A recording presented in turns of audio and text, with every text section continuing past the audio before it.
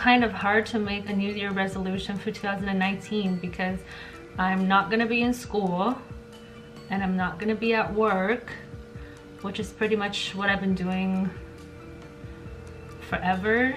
And every year I feel like the resolution is kind of surrounding like what goals you want to achieve, and this year is going to be so different. But okay, reflecting on 2018 was a really good year.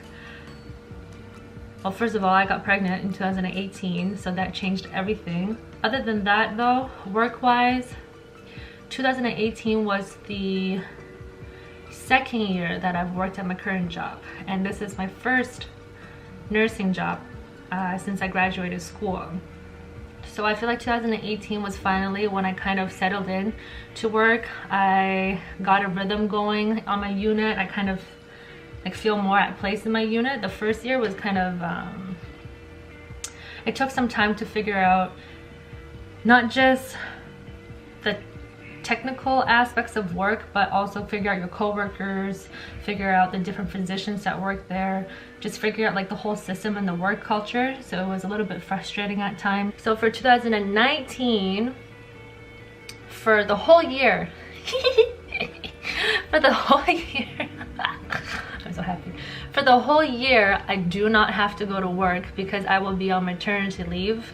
I'm planning for 1.5 years of maternity leave, which means my work is not actually expecting me to return until 2020 June or July, I can't remember. But as for 2019, I have the whole year off. So some of my resolutions for the new year, the first one is I want to journal more. I've always liked journaling and I kept a diary when I was a little kid, but then somewhere along the way I really like to buy pretty pens, pretty journals, and then it kind of got really frustrating because I wanted everything to it kind of got frustrating because I wanted everything to look so nice. I'm like, oh my gosh, my notebook is so pretty. I don't want to just scribble inside. Everything has to be neat. If I made a mistake, if I have to cross it out, if you know, whatever, it will make me really upset. So I kind of stopped journaling because it I kind of lost the point of journaling or writing a diary. I just wanted everything to look pretty, everything to look like aesthetically pleasing or whatever. So then a few years ago, I just got this pretty plain notebook. It doesn't even have lines in it. It was just kind of like blank pages, and I really liked it because instead of telling myself that, oh, this is a journal, I have to keep it neat, I kind of just thought of it as kind of like scrap paper. So then I can write sideways, straight, I can draw and sketch and do whatever I want. But this year I'm going to write my journal on the computer. So that way it saves more paper. I don't have really good penmanship anyways. And that's one of the things that really frustrated me, is if I made a mistake and have to cross it out. I'm like, ugh, it looks so ugly. I don't want it to look ugly. And I guess it's just more practical. And then you can add a password to your document because me and David share the same laptop. My second resolution is to read for leisure. So ever since I've been in school, most of the courses that I've taken, they're not like literature or arts courses, and I had a lot of information that I had to go through. So then I got into the habit of like my eyes were like scanners. I would just scan the page, pick out what's important, and then that's it, because I can't read every single word. And because I trained myself to do that for so many years, it's really hard to read for leisure because I can't switch it off in my brain. So I keep doing the same thing to all my books, and that's not good. So every time I read a book, it would take me only a few days to finish a book, but then I don't get that much enjoyment out of it because I'm not taking my time. I'm really taking in all the descriptive information about the character or the place, just the little details that help you form like a mental picture of the book in your mind. I'm just going to the skeleton, be like, okay, this is this person, and this is what happened, and da da da da da, and everything is kind of super fast to get through the book. So this year, while I have time off, I'm going to train myself to be able to read leisurely again. So the book that I'm reading right now, I've read when I was in elementary school and I loved it, loved it, loved it. And it's Anne of Green Gables. I'm going to actually read the whole series. When I was little, I thought there was only 3 books, but apparently there's, I think, 10. So I'm going to try to read all of them. We have a Kindle reader, which is super useful. And some of the classic books on here are actually free. So I was able to find Anne of Green Gables for free. I'm already around halfway through it. But the other few books are not. David has a library card. I was able to put the other books on hold, so I'm definitely gonna start going through that. Number 3, this is something that I've never actually done like for real in life, but I started recently because David's been doing it and it's really helpful, which is meditating. So I think so far I've only meditated 3 times, but it's really helpful and it's a good practice to prepare for birth, because that's one of the big things in hypnobirthing is meditating, visualization, and just like positive self-talk. So meditation is really helping so far, and it's kind of crazy to think, because I mean, like, when someone explains to you what meditating is, it kind of seems like common sense, but then when you're actually doing it, it does kind of take some time to get used to, and you have to work at it. So I'm definitely going to meditate more in the new year. Number 4, I'm planning to cook more homemade meals.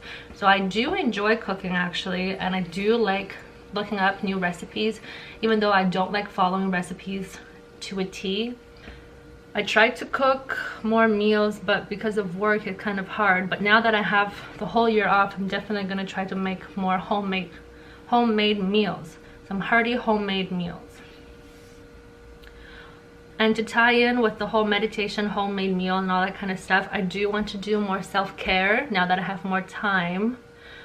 And that just includes the pretty basics, even just like hygiene practices. I just want to put more time and like slow down while I'm doing those stuff. So I'm really enjoying it, and not rush, gotta brush my teeth, like gotta do all this because I need to head out for work, or, you know, I don't have time to put makeup on. It's nice to be able to wake up slowly and have the time to do it and actually enjoy it. Another thing that I'm really bad at is starting projects and not finishing them. So I had this problem ever since I was a kid, and I kind of think it might be like genetics or something, because my dad, he has a lot of different hobbies. He would get really into one thing and then he would just play with it and then move on to the next. And I'm kind of the same. Like one day I'll be really into watercoloring, and then I'll spend a week doing watercolor or whatever, and then I won't finish it. Because then I'll move on to something else. So if you look into my crafts bag, I have so many little things started and I never get to finish them, which is not good, because I should be following through with what I start. So I think in the new year I'm going to, instead of starting, it's really tempting to start a new project and say, okay, it's a new year, I'm gonna start a new project and I'll make sure that this project gets finished. But I think I should go back to the ones that I've neglected and try to finish those first. Another thing that I need to improve on is to be more environmentally friendly. I think we already do okay right now. We try to use biodegradable, environmentally friendly products. We look for products that are not tested on animals. But one thing that I'm really sucky at, and as a household we really need to improve, is our recycling and compost. I mean, there's little improvements, but there has to be, I don't know, some way to make it better. So that's one thing gotta look into. This one kind of ties into what I said before about work culture. So before I started working, me and David were really into like, oh, we want to maybe one day move into like a remote area, have our own land, have our own little house, kind of like a homestead almost, and just, you know, do our own thing. But then once I started working and you have a steady income coming in, and everybody's talking about their mortgage, everybody's talking about their house, everybody's talking about vacation, this is what I bought, this is da da da da. Oh, it's so nice to like work full-time and you have security and you have insurance, you know, all that stuff. It's really hard to not like buy into that and think, oh my gosh, I need this job.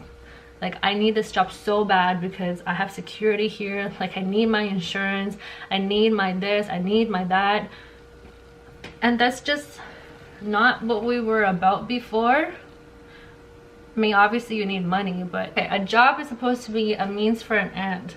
Like, we always felt that people should be working to live, not living to work, which is, you know, so cliche or whatever, but I feel like most people are doing that. I know coworkers, you know, they bought a new bigger house, now they have 5 bedrooms. Because they have 5 bedrooms, they're working 3 different jobs. Like, how are you ever gonna have time to enjoy your 5 bedrooms with your 3 children, with your big lawn, and, you know, yada yada yada, when you have 3 jobs? Like, there's people that are getting off work from their night shift and they're going straight to another job. That's just insane. It's not good for your body. It's not safe for you or the people that you're trying to take care of. But it's just, yeah. Anyway, so I think with the year off, I'm going to be able to kind of get more grounded with what our values were originally, because we care about family. We just want to spend time together. As much as I do love my job and I do like what I'm doing, that's always number 2. Like, family time and health and happiness and enjoying life, that's always number 1. It's just hard to kind of keep that in mind sometimes when everybody at work seems to be telling you the opposite. Another thing that ties into that as well is everything that they're saying to me, it's conveying that they're like living through fear. They're scared of losing their job because they don't have security. They're scared of not having a full-time job because, oh, like, I need health insurance, or I need to buy like the benefits and retirement and save for this, like what I'm gonna do when I'm old and all that stuff. But all that is because they're scared of not having enough money, or not having enough benefits, or whatever. But I don't think that's a good way to live, because then whatever your decision is, whatever you're doing, you're not doing it because you like it. You're doing it because you're scared that if you don't do it, something else is going to happen. But nobody knows what's going to happen. And my workplace is like a prime example of that. There's so many people that are diagnosed with cancer at 40, 50, 60.